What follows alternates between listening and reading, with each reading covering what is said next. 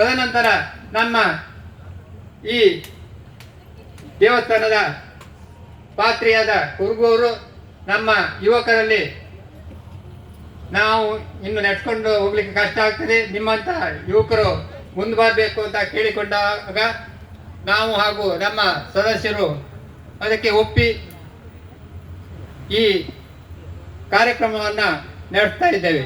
ಈ ಕಾರ್ಯಕ್ರಮ ಇಷ್ಟೊಂದು ಚೆಂದ ಕಾಣಿಸಬೇಕಾದ್ರೆ ದೇವರ ಅನುಗ್ರಹ ಬೇಕಾದರೆ ನಿಮ್ಮಂಥವರ ಸಹಕಾರ ಬೇಕಾಗ್ತದೆ.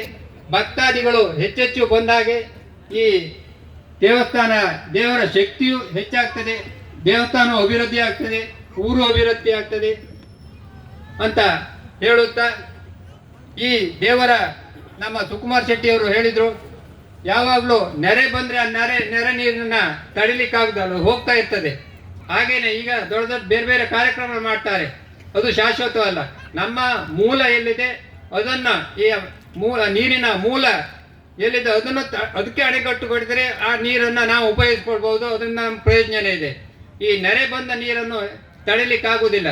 ಅದೇ ರೀತಿಯಲ್ಲಿ ನಮ್ಮ ಮೂಲ ದೇವಸ್ಥಾನಗಳನ್ನು ಅಭಿವೃದ್ಧಿಪಡಿಸುವುದರೊಂದಿಗೆ ದೇವರ ನಮ್ಮಲ್ಲಿ ಏನು ಭಕ್ತಿ ಇರ್ತದೆ ಆ ಭಕ್ತಿಗೆ ತಕ್ಕಂಥ ಪ್ರತಿಫಲವನ್ನು ದೇವರು ಕರುಣಿಸ್ತಾನೆ. ನಾವು ಮಾಡುವ ಕಾರ್ಯಗಳಲ್ಲಿ ಶ್ರದ್ಧೆ ಹಾಗೂ ಭಕ್ತಿ ಬೇಕು. ಆಡಂಬರಕ್ಕಾಗಿ ಮಾಡಿದರೆ ಅದು ಶಾಶ್ವತ ಇರುವುದಿಲ್ಲ.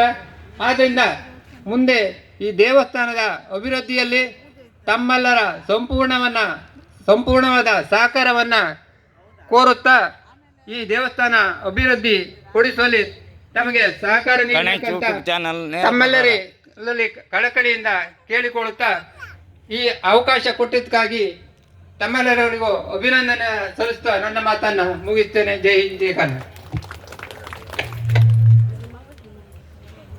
ದೇವಸ್ಥಾನವನ್ನು ಕಟ್ಟಿ ಬೆಳೆಸುವಲ್ಲಿ ಸಹಕರಿಸಿದಂತಹ ಗ್ರಾಮಸ್ಥರನ್ನ ಹಾಗೂ ಎಲ್ಲ ದಾನಿಗಳನ್ನ ಸ್ಮರಿಸಿಕೊಂಡು ತಮ್ಮ ದೇವಸ್ಥಾನ ಸಮಿತಿಯ ಏಳಿಗೆಗೆ ಸದಾ ಶ್ರಮಿಸುತ್ತಿರುವಂತಹ ಅಶೋಕ್ ಕುಮಾರ್ ಶೆಟ್ಟಿ ಅವರಿಗೆ ನಮ್ಮ ದೇವಸ್ಥಾನ ಸಮಿತಿಯ ಪರವಾಗಿ ತುಂಬ ಹೃದಯದ ಧನ್ಯವಾದಗಳನ್ನು ಸಮರ್ಪಿಸ್ತಾ, ಯಾವುದೇ ಒಂದು ಕಾರ್ಯಕ್ರಮಕ್ಕೆ ಆಗಮಿಸಿದಂತಹ ಎಲ್ಲ ಅತಿಥಿ ಅಭ್ಯಾಗತರಿಗೆ ಸ್ವಾಗತವನ್ನು ಕೋರಿದ ರೀತಿಯಲ್ಲೇ ಧನ್ಯವಾದ ಸಮರ್ಪಿಸುವುದು ಕೂಡ ನಮ್ಮ ಆದ್ಯ ಕರ್ತವ್ಯ.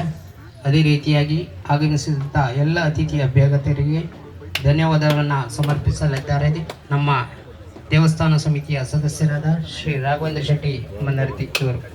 ಜೈ ಹಿಂದ್, ಜೈ ಕರ್ನಾಟಕ, ಒಂದೇ ಮಾತರಂ.